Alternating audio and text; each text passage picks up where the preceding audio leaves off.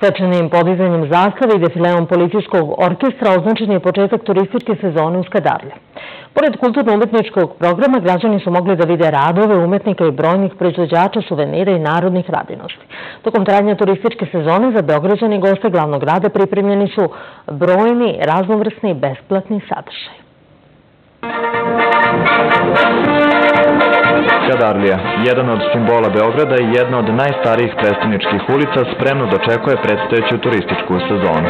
Uz podizanje zastave kod česme u Skadarskoj i brojne građane simbolično je označen početak brojnih dešavanja u Bojemskoj četvrti. Jedne godine podiže muškarac, druge godine žena, tako da ovog puta red je na jačoj strani, da tako kažem, ne na lepšoj. Dragi prijatelji, evo ovog divnog sunčanog dana došao je najzad trenutak da otvorimo i ovu pravu letnju sezonu ovde u Skadarliji.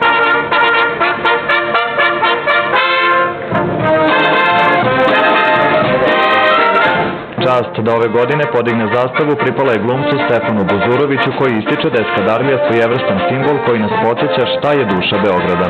Beskrajno mi je drago što su me pozvali iz organizacije da ove godine baš ja budem taj iz našeg esnafa koji će da podigne zastavu. Posebno ako uzmemo u obzir ko su sve bila imena koji su ranije podizali tu zastavu na početku ove manifestacije, nažalost neki od njih više nisu među nama, tako da, velika mi je čast i vrlo mi je značajno. U organizaciji SACEN Internationala najboljima u turizmu dodeljen je Oskar Zlatno turističko srce. Što se tiče nagrada SACEN International, odigravaju se kao i svake godine ispred kuće Đure Jakšić. SACEN International brine o jugoistočnoj Evropi, Veneciji, Dubrovniku, Hrvatskoj, Jelte, kao i svim ostalim komšijama.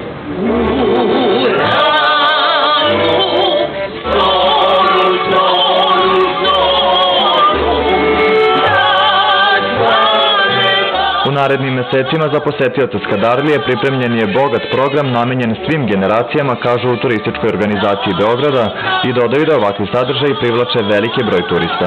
Dolazeći ovamo od dozdo ka gore, od pijace prema česmi, primetio sam da je kao na zasedanju Generalne skupštine Ujedinjenih nacija. Možete čujete sve jezike. I unapred vam se izvinjavam što, a to je nama posao, ima toliko stranaca ovdje u Beogradu, nadam se da će ih biti još više. Ali opet ne samo zahvaljujući ili ne, zahvaljujući turističkoj organizaciji Beograda, već pre svega Beograđanima koji i jesu ono najvažnije u Beogradu. U okviru Skadarlijskog bazara svoje radove izložili su brojni umetnici kao i proizvođači suvenira i narodne radinosti. Od 31. maja bogat sadržaj koji obiluje duhovitim igranim programom, pesmom i igrom izvodit će se potpuno besplatno svakog petka uveče tokom juna, jula i avgusta meseca.